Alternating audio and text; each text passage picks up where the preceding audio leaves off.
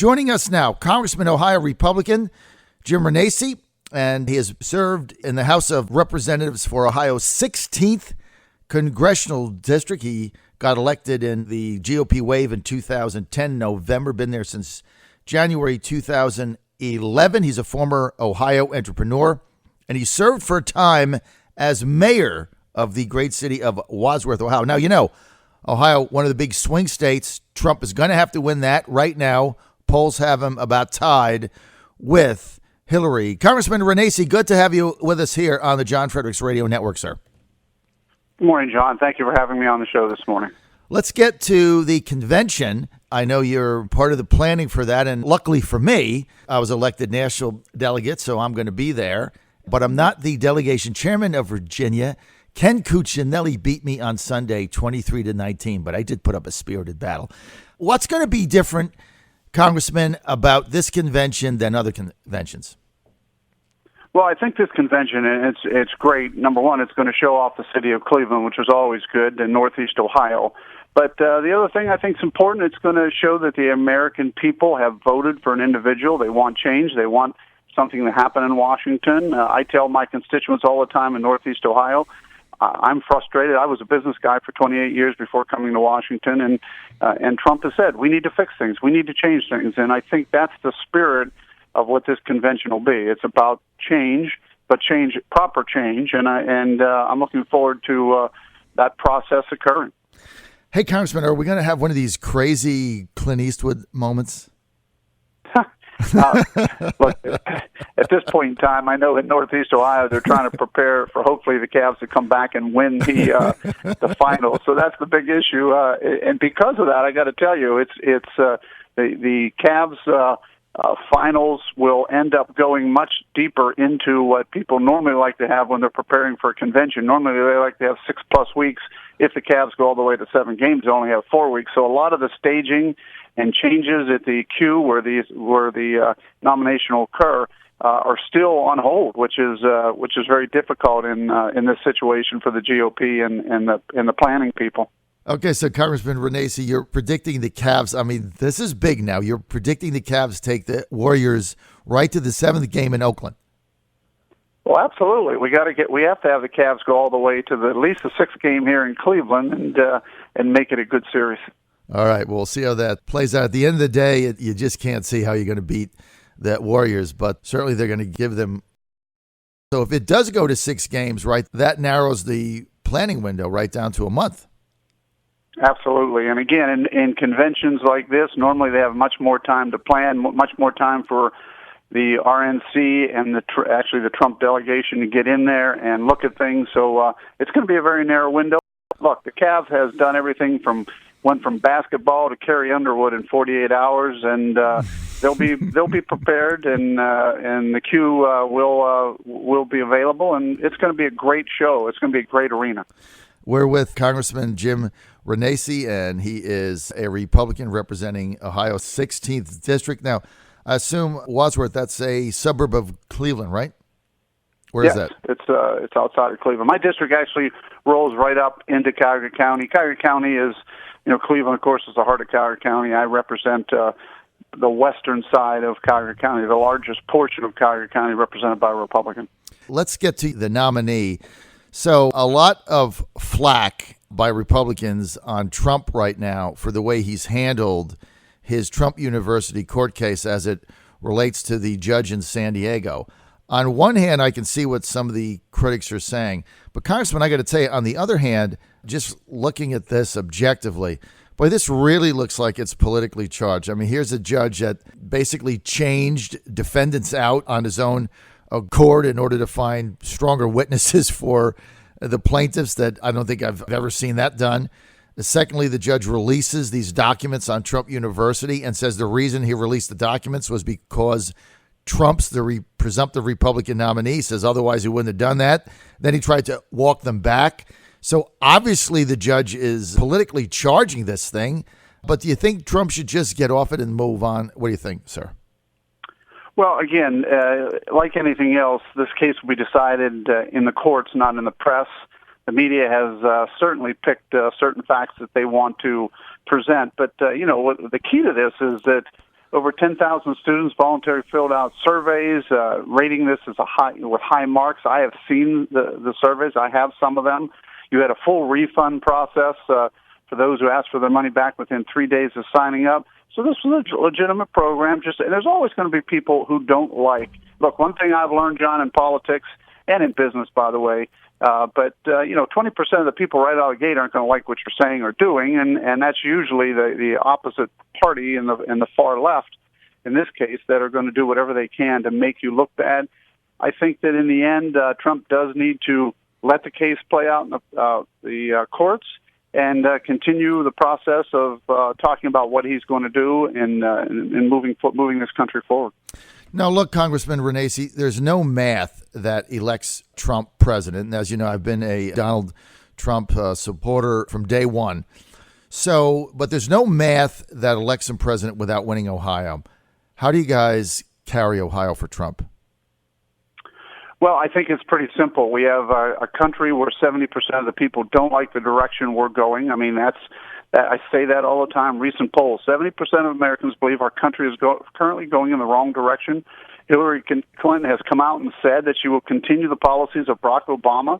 And the other thing, John, that I've often said, when it was months ago when Hillary said who were her enemies, when she said Iran and the Republican Party, that's not the type of person we need to have in the presidency. We have that type of person already there in Barack Obama, who really doesn't talk to the Republicans, doesn't deal with the Republicans, and quite frankly, hasn't come to the table to at least listen to some things that we want to change for the better. He just, and again, if Hillary's going to continue to carry on that process, I think that's the real key to Ohio. Ohioans are here in the Midwest, we're the type that want to look and get things accomplished and get things done.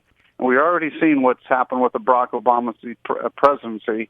If Hillary's going to carry that on, that should be the ticket for Donald Trump to win Ohio.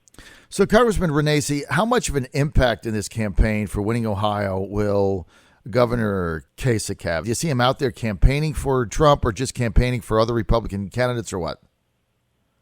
Well, I know Governor Kasich has at least indicated he will support the nominee. I think that's important, and I think in the end, we're going to continue to see people moving forward and coming together, especially here in Ohio. And I do think Governor Kasich will eventually say, we got to look, everybody knows where we're going with Hillary Clinton if she was elected. And I think in the end, Governor Kasich and many others will help Donald Trump get elected. Congressman, I want to get to something I saw in our delegation meeting that I thought was very interesting. I ran for chairman. I got beat by Ken Cuccinelli, former gubernatorial candidate of Virginia, who is on Ted Cruz's payroll. And they worked very hard in Virginia to control rules and get him as chairman. He's working for Cruz. Is there any agenda that might be sneaking in that people don't see? Are they going to try to change the rules and maybe unbound the delegates or something? Do you see any of that happening? Well, I think it's long past that right now. I mean, the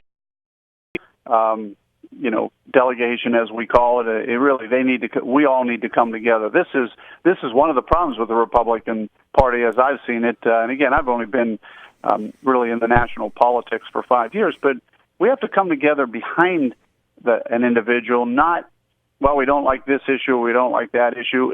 It's either Donald Trump or Hillary Clinton. And as I've gone across my district and gone through Ohio and been to these Lincoln Day dinners, at least I'm hearing the chairman say, look, it should be anybody but Clinton.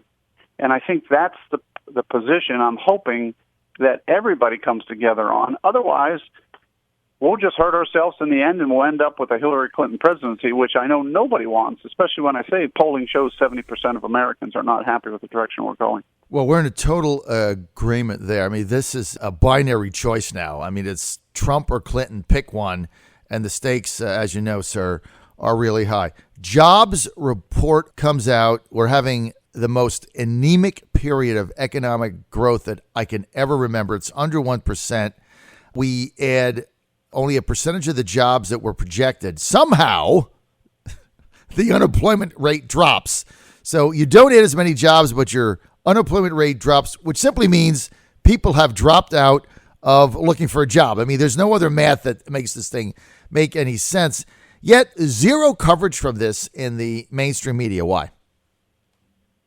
Well, it's the same old thing. Look, the mainstream media doesn't want to really talk about the facts, the national debt, all the issues that are occurring, how we've grown our deficit over the Barack Obama presidency. And when it comes to jobs, I was with a business yesterday in Cleveland who said to me, Congressman, we have a great company that cannot survive under this anemic growth that's going forward. And they're saying, what can we do? And I keep saying, we have to do tax reform. We have to do a lot of things that can spur the economy going forward. But we have a president who'd rather talk about bathroom issues and things that really, I mean, he should be thinking about America and how to change the direction versus what bathroom people go in or what golf course I'm going to play today, which is very frustrating for somebody like me who over the years has seen things get accomplished. We're not getting very much accomplished with this president. Now, sir, you have seen manufacturing jobs leave Ohio since the advent of NAFTA, NAFTA, and other such things, these trade deals, TPP on the horizon. There's a movement underfoot in order to bring this up in the lame duck session in order to maybe jam it through prior to the new president taking over. Hopefully that's going to be Trump. If that is attempted to be done, because there are Republicans who are very enthusiastic about somehow getting the Trans-Pacific Trade Partnership Act through. If this is brought up again, and as you know, it can't be amended, it's up or down, you hit the black button or the white button, what happens? Well, I actually don't think it will come up this year. I know there are some people that want it to. I think there is not enough yes votes to get it passed at this point. Doesn't mean that that can't change. I remember I was one of those who said we wouldn't shut the government down, and we did. But I don't think TPP comes up. We don't have enough issues here at the end of the year to really plug in what we call the lame duck, that you can attach certain things to bills. But yeah, my opinion is that there's just not enough support from Republicans or Democrats at this stage to get it passed. Now, one of our congressmen in Virginia, Rob Whitman, one of your colleagues, so I'm sure you know well, has been railing for some time that we get a budget done early and not wait until everybody's trying to leave in November, and then we end up with another omnibus. But here we are going into July. There's no budget. There's no meetings. Is it going to be the same thing over again where we go into November and everybody's jumping up and down saying, well, we have to do it now, or we're going to shut the government down, and we get another one of these omnibus spending bills? Well, I sure hope not. I'm on the Ways and Means Committee and the Budget Committee. I can tell you that I voted for the budget that came before the committee. It balanced the budget. It balanced the budget in 10 years. It reduced the deficit. It's the right thing to do. We should pass it on the floor, but the leadership is not bringing it to the floor, which is one thing frustrating for me. But at the same time, look, this is the process. We get budgets and we get appropriations bills. We just had an appropriations bill fell actually a week ago Thursday, right, which also shows you if the budget process isn't getting passed and appropriations bills aren't going to get passed, then the only thing left to get passed at the end of this year is a CR, which I have railed against for years. CRs, you don't see anywhere in the Constitution talking about CRs. Right. And anytime you give a president a blank checkbook and say, spend X amount, you can spend up to X amount of dollars, that is not Congress getting their job done. And very frustrating that we can't get this budget passed and we can't get appropriations bills passed. It's so frustrating, and this is one of the issues. This is why, Congressman, I've been predicting since last May Trump is going to win. It's this nonsense that nobody seems to be able to understand why we simply can't get anything done. And now you've got your own leadership that will not bring up your own budget that his own party passed out of committee. I talked to Dr. Tom Price the other day. He's like beside himself. Leadership doesn't even bring it up. It's unbelievable. We're out of time. I want to thank Congressman Jim Renacci for being with us. Sir, thank you for your candor. We're going to have you back on. We look forward to seeing you in Cleveland, sir. Thank you so much.